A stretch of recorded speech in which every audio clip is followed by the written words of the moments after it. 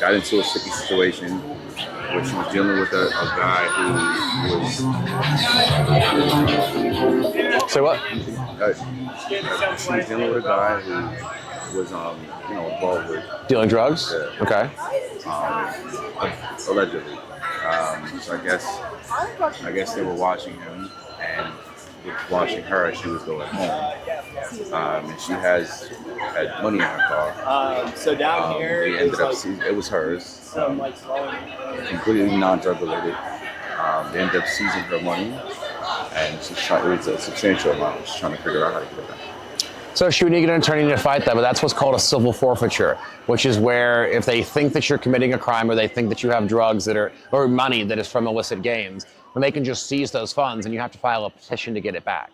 It's called a civil forfeiture, and you actually need to get a lawyer for that. It's not something you're going to do on your own, and she needs to understand that almost half of those appeals are denied.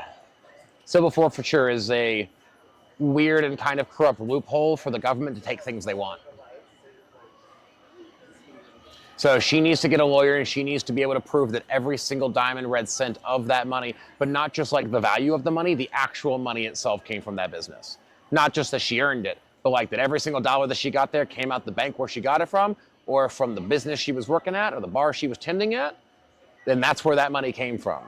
She has to prove its provenance in order for them to, give it back to her as it not relating to that.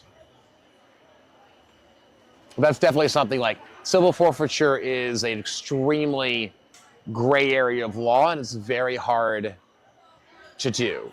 So it's not something she's going to be able to do on her own.